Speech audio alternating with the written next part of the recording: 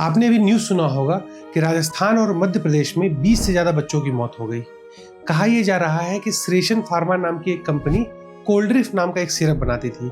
उस कोल्ड्रिफ्ट सिरप में डाईइथिलीन ग्लाइकॉल का यूज़ किया गया था।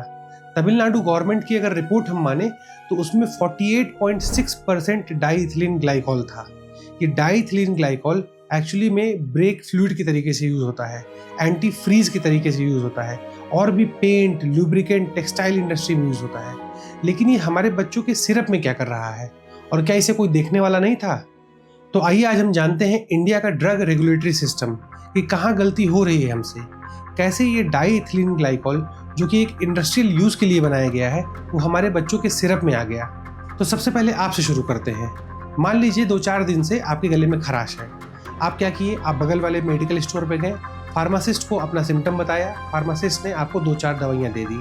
वो 2-4 दवाई आप खाते हैं और कुछ दिन बाद आपकी तबीयत ठीक हो जाती है और आप अपने काम पे लग जाते हैं, बिना ये जाने कि आप कितनी बड़ी गलती कर रहे हैं। ये हमारे रेगुलेटरी स्ट्रक्चर की सबसे पहली और सबसे बड़ी गलती है। कैसे, आइए इसको जानते हैं।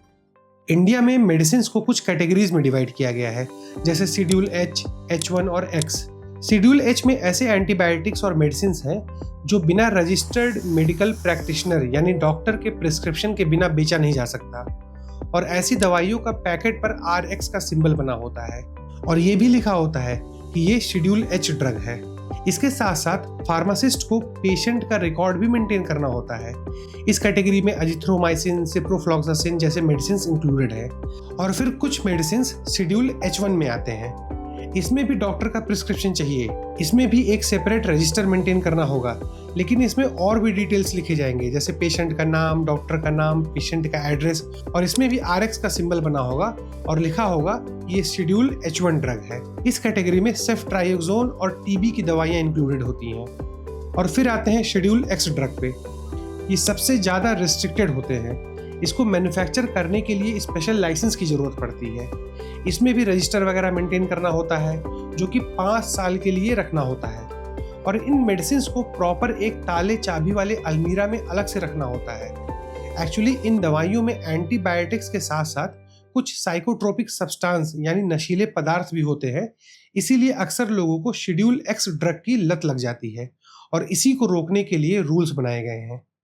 लेकिन रूल्स तो बहुत है इंडिया में, रूल की दिक्कत नहीं है, कानून की दिक्कत नहीं है, उसको इम्प्लीमेंट कैसे हो पा रहा है दिक्कत इसकी है। जैसे कि इंडियन एयरक्राफ्ट एक्ट 1934 की माने तो जो आप पतंग उड़ाते हैं उसको भी एयरक्राफ्ट के कैटेगरी में रखा गया है। अब यानी आपको हर बार पतंग उड़ाने से पहले एक परमिशन लेनी होगी। कितनी बार आप परमिशन लिए हैं पतंग उड़ाने से पहले? कोई नहीं लिया होगा परमिशन, शायद ही कोई लिया होगा इंडिया में पतंग उड़ाने से पहले परमिशन। लेकिन आप परमिशन लेते क्यों नहीं है? इसके 2 वजह है। एक वजह तो ये है कि आपको पता ही नहीं है कि वो एयरक्राफ्ट के अंदर आता है, यानी सरकार ये स्टेप ली ही नहीं कि आपको ये बताए कि वो एयरक्राफ्ट के अंदर आता है। और दूसरी वजह इसकी ये है कि मान लीजिए कि आपको पता भी हो कि ये एयरक्राफ्ट एक्ट के अंदर आता है, लेकिन फिर भी आप इसको इग्नोर कर देते हैं क्योंकि इसको इम्प्लीमेंट करने वाले लोग नहीं हैं। कौन घर जा के देखेगा कि ये किसने पतंग उड़ाई, ये किसके घर से आया है या किसके छत से आया है?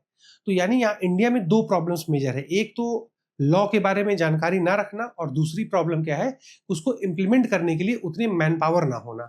चलिए, आपने पहली प्रॉब्लम तो जान ली, लेकिन यहाँ दूसरी प्रॉब्लम ये है कि डॉक्टर और फार्मा कंपनी के बीच एक बहुत ही अच्छा स्वीट हार्ट डील होता है।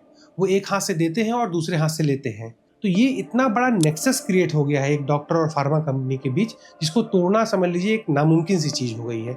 और इसके कारण क्या हो रहा है कि अक्सर सब स्टैंडर्ड दवाई लिखी जा रही है, क्योंकि जो भी फार्मा कंपनी जो नई एंट्री ले रही है या जो सस्ते प्रोडक्ट्स बना रही है, वो अक्सर क्या करती है, महंगे महंगे गिफ्ट देती है ताकि उसके डॉक्टर उसकी दवाइयों को लिखे। क्योंकि नॉर्मली उस कैटेगरी की या उस क्वालिटी की दवाई कोई लिखेगा नहीं, लेकिन जब डॉक्टर गिफ्ट पा जाता है तो उसका मुंह शांत हो जाता है और अल्टीमेटली डॉक्टर उसको लिखता है। ये दोनों गलती कहीं ना कहीं इंडिविजुअल लेवल पे थी। जैसे कहीं डॉक्टर गलत हो सकता है, कहीं पेशेंट गलत हो सकता है, या कहीं फार्मासिस्ट गलत हो सकता है। लेकिन अब जो हम बात करने जा रहे हैं वो एक सिस्टमिक गलती है। मींस हमारे यहाँ एक रेगुलेटरी लूप होल है, जिसके कारण हमारा जो रेगुलेशन है ड्रग्स एंड मेडिसिन का, वो बहुत ही शेकी ग्राउंड पे है। बेसिकली इंडिया में जितने भी दवाइयाँ हैं उसका प्रोडक्शन, उसका मैन्युफैक्चरिंग, उसका सेल, उसका डिस्ट्रीब्यूशन, वो सब कुछ डिसाइड होता है 2 मेजर कानून से, ड्रग्स एंड कॉस्मेटिक एक्ट 1940 और ड्रग्स एंड कॉस्मेटिक रूल्स 1945। जो हमने अभी शेड्यूल H, H1 और X ड्रग्स के बारे में पढ़ा था, वो बेसिकली इन्हीं कानून के अंदर आता है। अब हमने देखा कि इंडिया में कानून तो बहुत है, लेकिन इम्प्लीमेंट कैसे होगा? तो बेसिकली जो हमारा ड्रग्स एंड मेडिसिन सेक्टर है, उसमें दोनों सेंट्रल गवर्नमेंट और स्टेट गवर्नमेंट दोनों काम करती हैं। सेंट्रल लेवल पर central drugs standard control organization यानी CDSCO है, और स्टेट लेवल पर भी स्टेट ड्रग कंट्रोल ऑर्गेनाइजेशंस होते हैं। CDSCO को drugs controller general of India head करता है, जो कि directorate general of health services को रिपोर्ट करता है, और ये directorate general ministry of health को रिपोर्ट करती है। अब काम क्या है CDSCO का? ये नए ड्रग्स और क्लिनिकल ट्रायल को अप्रूवल देता है। ये एक नेशनल ड्रग स्टैंडर्ड को बनाता है। जो इंपोर्टेड मेडिसिन होते हैं उनके क्वालिटी को भी रेगुलेट करता है, और कुछ स्पेशलाइज्ड केसेस में लाइसेंस को भी प्रोवाइड करता है, जैसे वैक्सीन हो गया या ब्लड बैंक। और ऐसे ही स्टेट लेवल वाले ऑर्गेनाइजेशन के भी कुछ फंक्शंस होते हैं, जैसे मेडिसिन के मैन्युफैक्चर, सेल, डिस्ट्रीब्यूशन को रेगुलेट करना, मैन्युफैक्चरिंग या सेल लाइसेंस प्रोवाइड करना, और मेडिकल स्टोर और मैन्युफैक्चरिंग प्लांट्स को इंस्पेक्ट करने की भी जिम्मेदारी स्टेट ऑर्गेनाइजेशन की ही होती है। यानी सेंट्रल लेवल ऑर्गेनाइजेशन ये डिसाइड करेगा कि आप कौन सा मेडिसिन बेच सकते हैं, और स्टेट लेवल ऑर्गेनाइजेशन ये डिसाइड करेगा कि इसे बना कौन सकता है और कौन इसे बेच सकता है। यानी मेडिसिन बनने से लेकर के आपके पास आने तक इस पूरे प्रोसेस में दो ऑर्गेनाइजेशन इन्वॉल्व है, एक सेंट्रल लेवल पे और एक स्टेट लेवल पे, और यही एक बहुत बड़ा लूप होल है। चलिए इसको एक रियल लाइफ इंसिडेंट से समझते हैं। बात है दिसंबर 2023 की। तेलंगाना ड्रग कंट्रोल एडमिनिस्ट्रेशन को कहीं से ये खबर मिली कि हैदराबाद में एक फेक मेडिसिन का रैकेट चल रहा है। उन्होंने होलसेलर के पास, रिटेलर के पास जाके पता किया कि ये मेडिसिन आ कहाँ से रहा है। उन्हें एक बिल भी मिला, बिल में कंपनी का नाम और एड्रेस लिखा हुआ था। तो ऑफिशियल्स ने सोचा कि चलो इस एड्रेस पे चलते हैं, देखते हैं क्या हो रहा है। लेकिन जब वहाँ वो पहुँचे तो वो एड्रेस फेक था। अब क्या किया जाए? तो उन्हें पता लगा कि ये जो मेडिसिन है वो कुरियर के थ्रू सप्लाई हो रही है। अब वो कुरियर कंपनी के पास गए, वहाँ से उन्हें एक रियल एड्रेस मिला। अब वहाँ पे उन्होंने अपने ऑफिसर्स को भेजा। वहाँ जाने पे पता लगा कि हाँ, यहाँ पे एक कंपनी है। तो उन्होंने 3 दिन तक इंतजार किया कि 3 दिन तक देखते हैं क्या चल रहा है यहाँ पे। 3 दिन बाद उन्होंने वहाँ पे रेड किया। रेड करने पे वहाँ पे 4.35 करोड़ रुपीस और लगभग 30 से ज़्यादा दवाइयाँ, जो कि नकली दवाई थी, और दवाई किसकी थी? एक कैंसर की दवाई थी। और ऐसी दवाइयाँ भी वहाँ मिली, ऐसी कंपनी की दवाई मिली जिस कंपनी का लाइसेंस 2021 में ही रद्द कर दिया गया था। तो सोचिए कितना बड़ा रेगुलेटरी फेलियर था ये। मान लीजिए वो दवाई कल को मार्केट में जाता और लोग जो कैंसर के पेशेंट हैं, जो लगभग अपने ज़िंदगी और मौत से लड़ रहे हैं, अगर वो ये दवाई खाते हैं और ये सोच के खाते हैं कि वो कहीं ना कहीं वो सही हो जाएंगे, इतनी उम्मीदें जुड़ी होती हैं उससे, तो कितना घिनौना एक अपराध है ये। इसी तरीके से महाराष्ट्र में भी केस आया कि महाराष्ट्र के गवर्नमेंट हॉस्पिटल में स्टार्च और टैल्कम पाउडर को मिला करके एक दवाई बनाई गई, और उस दवाई को एंटीबायोटिक नाम से बेचा जा रहा था। तो सोचिए किस तरीके का करप्शन हो रहा है। लेकिन प्रॉब्लम अभी खत्म नहीं होती, अभी और भी प्रॉब्लम्स हैं। जैसे एक ऐसा भी कानून है, जब मान लीजिए कोई भी ड्रग इंस्पेक्टर किसी मैन्युफैक्चरिंग प्लांट पे जाके इंस्पेक्शन करना है उसे। अब इंस्पेक्शन करने के बाद उसने अपनी एक रिपोर्ट बनाई। नियम ये कहता है कि उस रिपोर्ट को आप पब्लिक नहीं कर सकते, मीन्स वो रिपोर्ट पब्लिक डोमेन में नहीं आएगा। अब जब पब्लिक डोमेन में आएगा नहीं तो पब्लिक जानेगी कैसे कि जो ड्रग इंस्पेक्टर है वो उस मैन्युफैक्चरिंग प्लांट में जाकर के किया क्या सिर्फ चाय पानी और लिफाफा रख के वापस चला आया, या अपना ईमानदारी से काम किया? सोचिए।